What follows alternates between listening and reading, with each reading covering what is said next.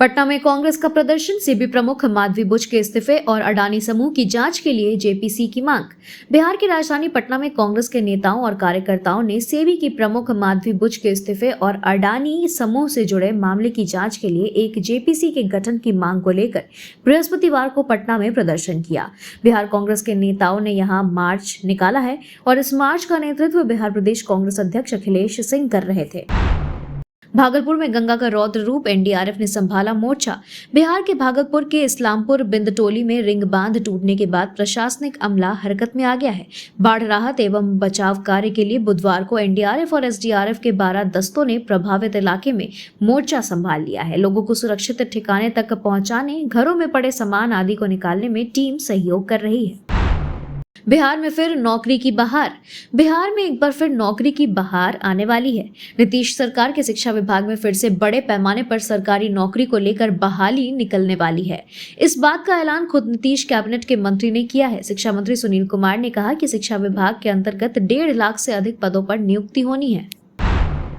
बिहार के इस मॉडल का बजा डंका। बिहार के विभिन्न सरकारी संस्थाओं में जीविका दीदी की रसोई धूम मचा रही है। अब दूसरे राज्य भी दीदी की रसोई खोलने के लिए इच्छुक हो रहे हैं। बता दें कि इसके लिए जीविका से संपर्क भी किया गया है। बिहार में चल रही दीदी की रसोई में अब तक पंजाब, कर्नाटक और गुजरात सरकार ने दिलचस्पी दिखाते हुए अपने यहाँ भी इसे खोलने की इच्छा जताई है। इस बाबत कई बार बिहार आकर अधिकारी कार्यशैली देख गए हैं। अब सभी सेवाओं के लाभ के लिए एक प्लेटफॉर्म, नीतीश कैबिनेट ने दी हरी झंडी। बिहार में अब सरकारी सेवाओं और योजनाओं का लाभ एक ही पोर्टल पर मिलेगा। इसका नाम है बिहार वन। बिहार वासियों को अब किसी योजना का लाभ प्राप्त करने के लिए ऑफिस दर ऑफिस भटकना नहीं पड़ेगा। इससे बिचौलियागिरी भी कम होगी। मुख्यमंत्री नीतीश कुमार की अध्यक्षता में बुधवार को हुई बैठक में इस प्रस्ताव को हरी झंडी दे दी गई। जायसवाल सम्राट विजय ने 1100 का फॉर्मूला तैयार किया। बिहार बीजेपी की तकड़ी यानी प्रदेश अध्यक्ष दिलीप जायसवाल, उप मुख्यमंत्री सम्राट चौधरी और विजय सिन्हा ने 1100 का फॉर्मूला तैयार किया है। आगामी विधानसभा चुनाव के मद्देनजर इन नेताओं ने बिहार में 1 करोड़ नए सदस्य बनाने का लक्ष्य रखा है। दिलीप जायसवाल ने कहा है कि अगर पदाधिकारी या कार्य समिति का सदस्य बनना है तो एक सक्रिय सदस्य को कम से कम 100 प्राथमिक सदस्य बनाने होंगे। पटना की स्कूली छात्राओं ने किया विरोध प्रदर्शन। कोलकाता के मेडिकल कॉलेज में महिला डॉक्टर के साथ हुए रेप और हत्या के विरोध में पटना में स्कूल की छात्राओं ने प्रदर्शन किया है। कक्षा 9 से 12 तक के छात्राओं ने महिलाओं के खिलाफ हो रहे अत्याचार और हिंसा के विरोध में एकजुटता का प्रदर्शन करते हुए एक मानव श्रृंखला बनाई। आरजेडी को लगा बड़ा झटका। राजद पार्टी के सबसे वरिष्ठ नेता श्याम रजक दिए इस्तीफा। बिहार की राजधानी का सबसे बड़ा अपडेट सामने आ रहा है। राजद के वरिष्ठ नेता श्याम रजक, पूर्व मंत्री, इस्तीफा दे चुके हैं। पिछले कुछ दिनों से वह पार्टी से अलग अलग चल रहे थे। उनका मानसिकता जनता दल यूनाइटेड की ओर आकर्षित हो रहा था।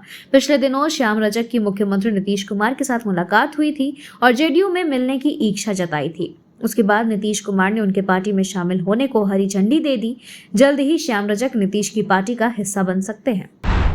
श्याम रजक के इस्तीफे पर आया तेजस्वी यादव का रिएक्शन। पार्टी के सीनियर लीडर श्याम रजक के इस्तीफे पर तेजस्वी यादव ने कहा कि श्याम रजक जहां भी रहे अच्छे से रहे। वह आरजेडी छोड़कर गए हैं तो गए हैं, उसमें क्या कहना है। इस पर हमको कोई बात नहीं कहना है। चुनाव आने वाला है, सब लोग अपना देखते हैं कि कहीं जाना है या नहीं जाना है। इन सबसे आरजेडी को कोई फर्क नहीं पड़ता। बिहार गडेरिया मोर्चा का विकासशील इंसान पार्टी में विलय। विकासशील इंसान पार्टी यानी वीआईपी के पटना स्थित कार्यालय में गुरुवार को आयोजित मिलन समारोह में बिहार गडेरिया मोर्चा संगठन का वीआईपी में विलय हो गया।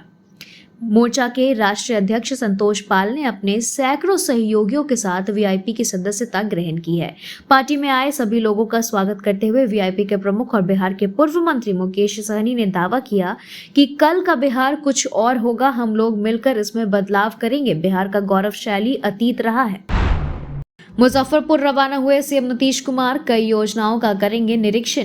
बिहार के मुख्यमंत्री नीतीश कुमार मुजफ्फरपुर के लिए रवाना हो गए हैं। सीएम यहां कई योजनाओं का निरीक्षण करने वाले हैं। इस दौरान उनके साथ कई मंत्री और अधिकारी भी मौजूद हैं। दरअसल विधानसभा चुनाव से पहले नीतीश कुमार लगातार एक्शन मोड में नजर आ रहे हैं। सीएम खुद कई योजनाओं का निरीक्षण कर रहे हैं। पिछले दिनों ही सीएम नीतीश कई जिलों में जाकर कई योजनाओं की आधारशिला भी रख रहे हैं। अब राज्य के हर एक परिवार को मिलेगी नई पहचान, बिहार के लोगों की भी अब रजिस्ट्री की जाएगी। नीतीश सरकार पहली बार सोशल रजिस्ट्री योजना लेकर आई है। इस प्रस्ताव को राज्य कैबिनेट से भी मंजूरी मिल गई है। इसके तहत बिहार के लोगों को अब ऑनलाइन पंजीयन किया जाएगा। हर परिवार और उसके सदस्यों का यूनिक ID बनेगा और इसी के जरिए उन्हें सभी सरकारी योजनाओं का लाभ मिलेगा। लोहरदगा में ATS की छापेमारी, आर्म्स बरामद। झारखंड ATS ने लोहरदगा के कुडू थाना क्षेत्र के कौवा खाप गांव में अल्ताफ अंसारी के घर छापा मारा, जो AQIS के स्लीपर सेल से जुड़े होने के शक में था। छापेमारी के दौरान 2 देसी हथियार, 1 एयरगन और कुछ आपत्तिजनक सामान बरामद हुए। खनिज भूमि पर सेस, झारखंड को 2000 करोड़ रुपए की आय। सुप्रीम कोर्ट के आदेश के बाद झारखंड सरकार खनिज भूमि पर सेस लगाने जा रही है, जिससे राज्य को सालाना 2000 करोड़ रुपए की अतिरिक्त आय होगी। झारखंड खनिज धारित भूमि उपकर विधेयक 2024 विधानसभा से पारित हो चुका है और अब राज्यपाल की मंजूरी के लिए भेजा गया है। मुख्यमंत्री मैया सम्मान योजना, 45 लाख निबंधन राशि वितरण शुरू। मुख्यमंत्री हेमंत सोरेन ने बताया कि मैया सम्मान योजना के तहत 45 लाख लोगों का निबंधन हुआ है, जिसमें 42,85,000 आवेदन स्वीकृत हो चुके हैं। 22 अगस्त से प्रमंडलवार राशि वितरण शुरू होगा, जहां पलामू को 22 अगस्त, उत्तरी छोटा नागपुर 23 अगस्त, संताल परगना 27 अगस्त, कोल्हान 28 अगस्त और दक्षिणी छोटा नागपुर 30 अगस्त। यह योजना 18 दिनों में पूरी राज्य के लिए एक महत्वपूर्ण उपलब्धि है। धनसार से गोविंदपुर तक एलिवेटेड सड़क को मंजूरी। सड़क परिवहन मंत्री नितिन गडकरी ने धनसार से गोविंदपुर तक 15 किलोमीटर लंबी एलिवेटेड सड़क को मंजूरी दे दी है। यह सड़क धनसार बैंक मोड़, पूजा टॉकीज, DRM ऑफिस मोड़, रणधीर वर्मा चौक और सराय ढेला होते हुए गोविंदपुर स्थित GT रोड तक जाएगी। 45 करोड़ रुपए की लागत वाली इस सड़क के निर्माण से शहर में ट्रैफिक जाम की समस्या में कमी आएगी। सुनील पासवान ने हेमंत सरकार पर किया हमला। भाजपा धनबाद जिला महानगर द्वारा आयोजित युवा आक्रोश रैली में सुनील पासवान ने हेमंत सरकार पर गंभीर आरोप लगाए हैं। उन्होंने कहा कि हेमंत सरकार अवैध कारोबार में रिकॉर्ड बना रही है और 5 लाख युवाओं को नौकरी का झूठा वादा कर सत्ता में आई है। विधायक राज सिन्हा ने भी सरकार की आलोचना करते हुए कहा कि हेमंत सरकार प्रदेश के विकास के बजाय अपने परिवार के विकास पर ध्यान दे रही है, जिससे शिक्षा का स्तर गिर रहा है। आप और कांग्रेस का बड़ा डेंट, झारखंड के कई नेताओं ने थामा बीजेपी का दामन। बीजेपी ने आम आदमी पार्टी और कांग्रेस के एक बार फिर बड़ा डेंट किया है। झारखंड में आप और कांग्रेस के कई दिग्गज नेताओं ने भाजपा का दामन थाम लिया है।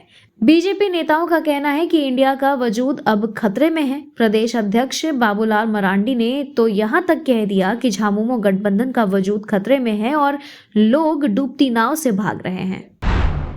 दिल्ली से आया नया ऑर्डर, फूलने लगे हेमंत सरकार के हाथ पांव।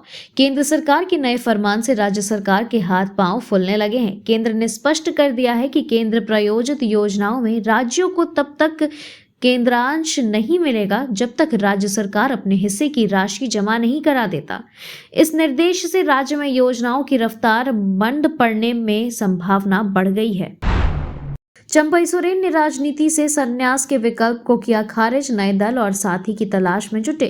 चंपई सोरेन पार्टी में अपने साथ हुए व्यवहार को अपमानजनक करार देते हुए उन परिस्थितियों का उल्लेख किया जो वह उनके समक्ष पैदा हुई। 3 विकल्प उन्होंने गिनाए, जिसमें पहला राजनीति से संन्यास, दूसरा अपना दल बनाना और तीसरा किसी नए साथी को चुनने का था। दिल्ली से जब उनकी वापसी हुई तो उन्होंने स्पष्ट कर दिया कि पहला विकल्प अब समाप्त हो चुका है, यानी वे अब राजनीति से संन्यास नहीं लेंगे। इसके साथ ही उन्होंने समर्थकों का जुटान कर दूसरे और तीसरे विकल्प पर बात आगे बढ़ाई है। Thank you so much for watching this video. Don't forget to like, comment, share, and subscribe.